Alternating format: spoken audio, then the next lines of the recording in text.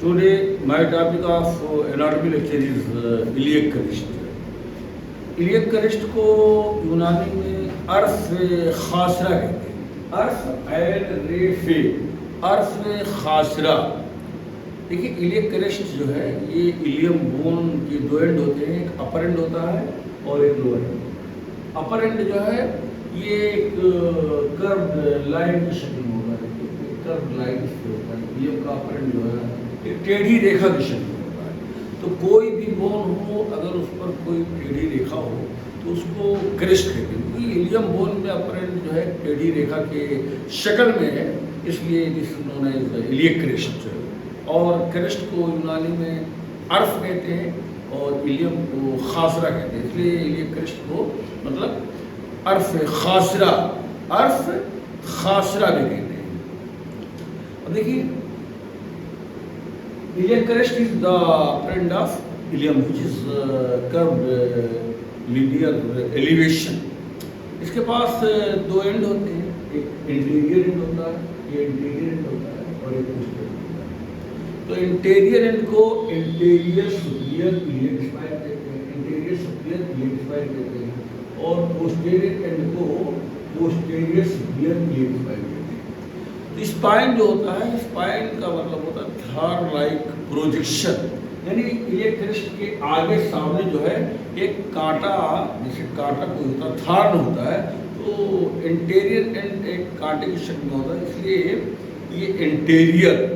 Superior नाम इसलिए रखा गया क्योंकि ये अपर एंड है, सुपीरियर एंड है इलियम बोन का, तो इंटीरियर सुपीरियर। इलियक नाम इसलिए पड़ा क्योंकि इलियम बोन का ये मतलब हिस्सा है, ये कांटा इलियम बोन में है, तो इलियम।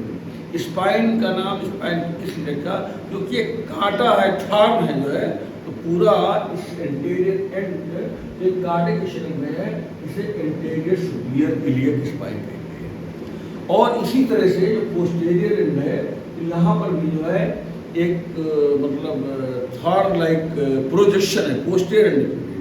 तो ये पोस्टीरियर एंड भी जो है यहाँ पर भी एक थॉर्न लाइक प्रोजेक्शन है। थॉर्न लाइक प्रोजेक्शन मतलब स्पाइन। तो यहाँ पर जो स्पाइन है पोस्टीरियर पर, तो इसको posterior superior iliac spine, posterior PSIS, मतलब पोस्टीरियर एस माने सुपीरियर, आई माने इलियक, एस माने स्पाइन, तो ये है ASIS, interior superior iliac spine.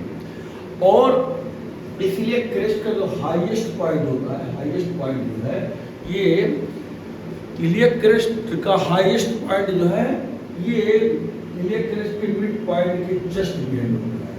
Highest point of the iliac crest is present just behind the mid point of the iliac crest. तो iliac crest का जो मिड पॉइंट होता है, मिड पॉइंट जो है, तो उसी मिड पॉइंट के मतलब जस्ट पीछे, तुरंत पीछे जो है ये हाईएस्ट पॉइंट।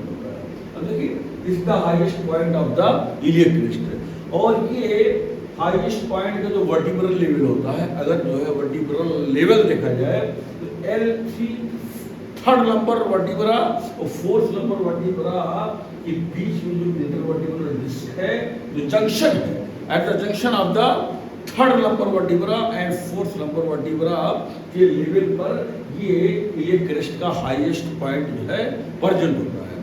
तो the vertebral level of the highest point of iliac crest is L3 and L4 at the junction of the L3 and L4। और अगर दोनों iliac crest, यानी राइट iliac crest और लेफ्ट iliac crest का highest point दोनों का जो है मिलाया जाए, एक लाइन के जरिए से जो है एक लाइन ड्रा की जाए, इफ बोथ हाईएस्ट पॉइंट, यानी highest point of the right iliac crest and highest point of the left iliac crest, दोनों को जो है एक लाइन के जरिए से अगर मिलाया जाए, ज्वाइन किया जाए, कि जो लाइन बरामद होगी, जो लाइन जो हासिल होगी जो है, इस लाइन को इंटर क्रिस्टल लाइन कहते हैं, इंटर क्रिस्टल लाइन कहते हैं। और इंटर क्रिस्टल लाइन इसलिए कहते हैं क्योंकि दोनों क्रेस्ट, दोनों जो है इलियक क्रेस्ट है, तो दो क्रेस्ट के बीच में जो है ये लाइन प्रेजेंट है, इसलिए इसको इंटर क्रिस्टल लाइन कहते हैं। और इस लाइन का जो है फर्स्ट ऑफ ऑल जिसने ड्रा किया था सबसे पहले वो अमेरिका के जो है एक फिजिशियन थे, अमेरिकन एक फिजिशियन थे जिनका नाम था जॉर्ज डब्ल्यू जैकोबी साहब थे जो है, जो अमेरिका के एक फिजिशियन थे जो है और मेडिकल डॉक्टर थे। तो जॉर्ज डब्ल्यू जैकोबी जो है 1895 में जो है इन्होंने ये लाइन ड्रा किया था और उसी अपने नाम से इन्होंने जैकोबी लाइन मतलब कहा। तो this intercristal line is also known as Jacoby line. और 5 years लेटर 5 साल के बाद जो है फ्रेंच सर्जन एक थे 1900 में जो है ये जो टर्फियर लाइन भी से कहते हैं, इसलिए कहते हैं क्योंकि टी टर्फियर जो है फ्रेंच के सर्जन थे, फ्रांस जहाँ के नेपोलियन बोनापार्ट थे, तो फ्रांस के सर्जन थे जिनका नाम था टी टर्फियर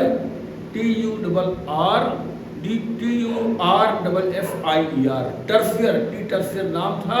वो फ्रेंच सर्जन थे।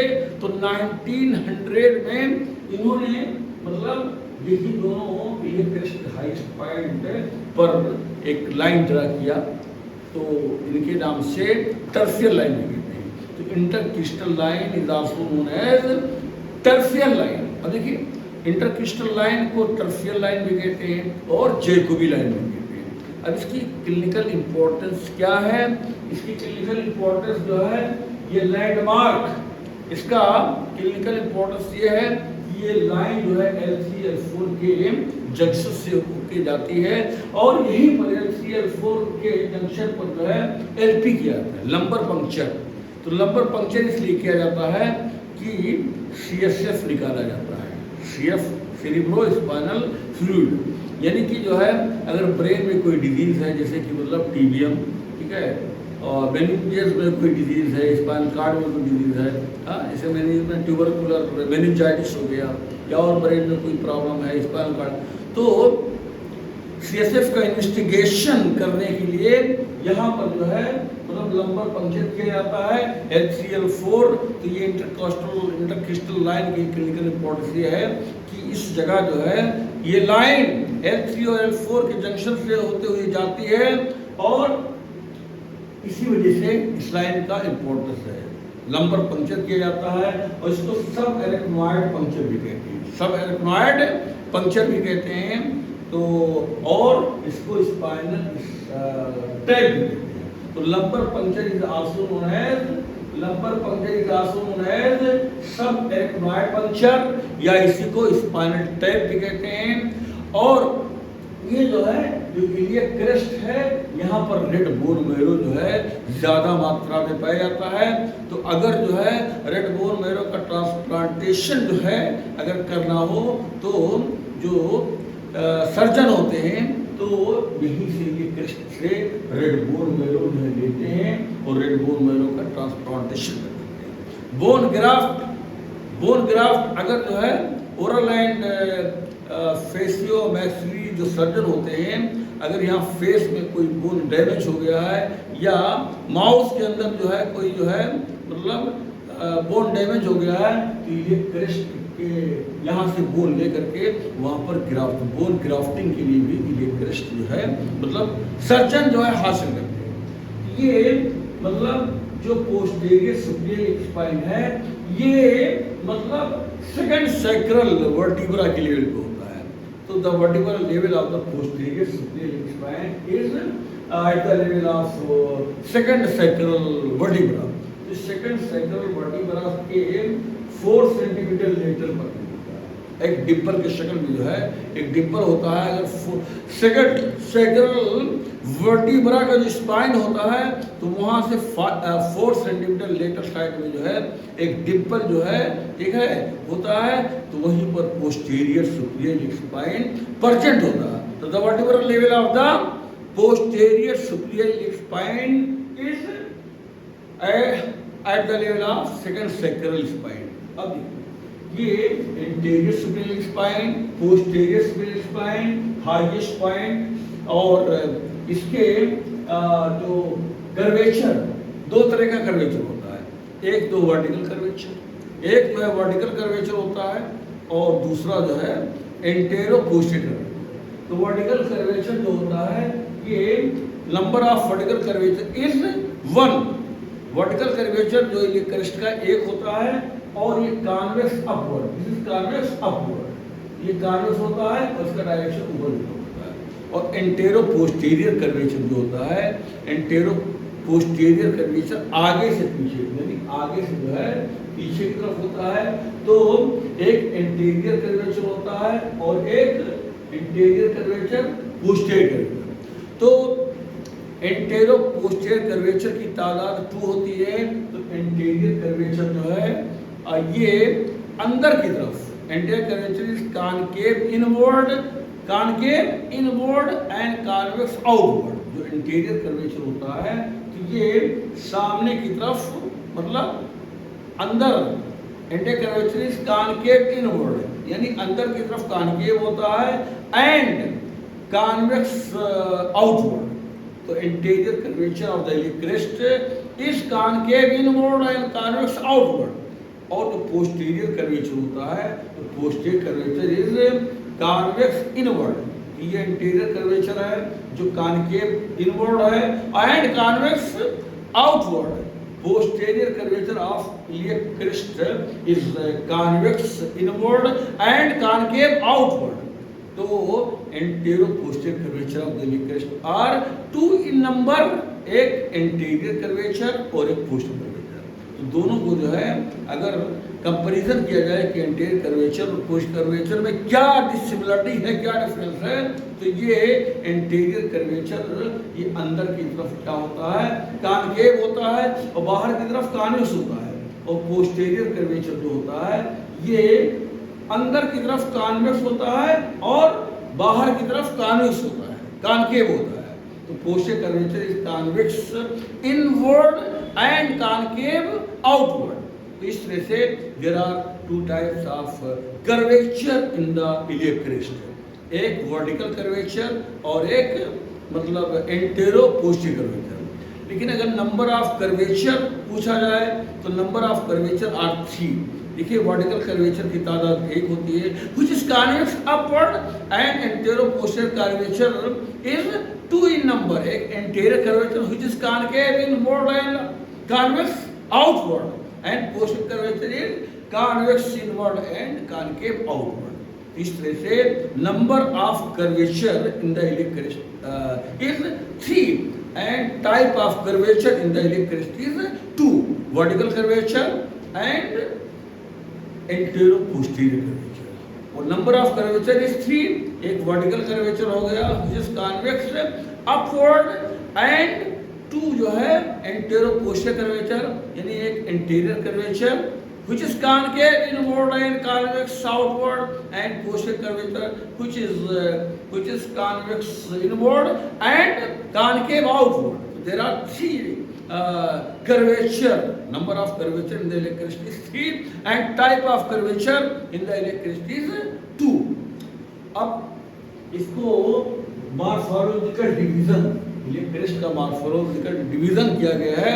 तो देयर आर 2 मॉर्फोलॉजिकल डिवीजन, एक जो है वेंट्रल सेगमेंट होता है और एक डॉर्सल सेगमेंट होता है। वेंट्रल सेगमेंट जो होता है वो ventral segment is anterior 2/3, anterior 2/3 of iliac crest is known as ventral segment, यानी अगला जो 2/3 हिस्सा होता है उससे थोड़ा सा ज्यादा, a little more than anterior 2/3 of iliac crest is known as ventral segment and posterior segment या dorsal segment a little less than, मतलब posterior 1/3 of the iliac crest is known as dorsal segment। तो morphological division में iliac crest के 2 हिस्से होते हैं, एक ventral segment जो आगे का 2/3 हिस्सा होता है इलियक क्रेस्ट का, थोड़ा सा ज्यादा, अगला 2/3 हिस्सा जो इलियक क्रेस्ट का होता है उससे थोड़ा सा ज्यादा जो है वेंट्रल सेगमेंट कहलाता है, यानी कि अब्डामेन, वेंट्रल बने अब्डामेन होता है, तो इलियक क्रेस्ट का जो अब्डामेन की तरफ अगला 2/3 हिस्सा होता है, तो थोड़ा सा ज्यादा वेंट्रल सेगमेंट, और डार्सल सेगमेंट जो है, जो पीछे डार्सम से डार्सल बना है, जो कबर पीछे होता है, तो पीछे का जो 1/3 हिस्सा होता है उससे थोड़ा सा कम, a little less than posterior 1/3 of the iliac crest is known as dorsal segment. अब जो है ये जो वेंट्रल सेगमेंट है, इसके 3 पार्ट होते हैं। एक जो है आउटर लिप होता है, एक आउटर लिप होता है, और एक इनर लिप होता है, बीच में इंटरमीडिएट एरिया होता है। तो there are 3 parts of the ventral segment, एक आउटर लिप, एक इनर लिप और एक इंटरमीडिएट एरिया। तो जो आउटर लिप होता है, ये आउटर लिप जो होता है, तो आउटर लिप जो है, देखिए ये आउटर लिप है और ये इनर लिप है। तो आउटर लिप जो है और इनर लिप, और ये बीच में इंटरमीडिएट एरिया। तो यहाँ पर आउटर लिप पर तो एक राउंड एलिवेशन होता है, outer lip has a round elevation which is known as iliac tubercle. तो इसी वेंट्रल सेगमेंट के आउटर लिप पर जो है एक जो राउंड एलिवेशन होता है, जिसको इलियक ट्यूबरकिल कहते हैं, और इस इलियक ट्यूबरकिल की दूरी जो है एंटीरियर सुपीरियर इलियक स्पाइन से, एंटीरियर सुपीरियर इलियक स्पाइन से इसकी दूरी जो है 5 सेंटीमीटर पीछे होती है। The distance of the iliac tubercle from the anterior superior spine is 5 centimetre behind। तो 5 सेंटीमीटर पीछे होती है इलियक ट्यूबरकल का डिस्टेंस, कहां से? एंटीरियर सुपीरियर स्पाइन से 5 सेंटीमीटर जो है दूरी पर इलियक ट्यूबरकल प्रेजेंट होता है। और किस लिप पर? आउटर लिप पर। देखिए वेंट्रल सेगमेंट के 3 पार्ट होते हैं, एक इनर लिप होता है, एक आउटर लिप होता है, दोनों लिप के बीच में इंटरमीडिएट एरिया या इंटरमीडिएट जोन। और ये जो डार्सल सेगमेंट होता है, तो डार्सल सेगमेंट में एक लेटरल स्लोप होता है, एक लेटरल स्लोप ढाल की शक्ल में होता है। तो डार्सल सेगमेंट को 3 पार्ट में डिवाइड किया गया है, एक डार्सल, एक लेटरल स्लोप और एक मीडियल स्लोप और एक बीच में इंटरमीडिएट रिज। यहाँ पर जो डार्सल सेगमेंट होते हैं, तो लेटरल स्लोप और मीडियल स्लोप और intermediate ridge. In these words I want to finish my lecture.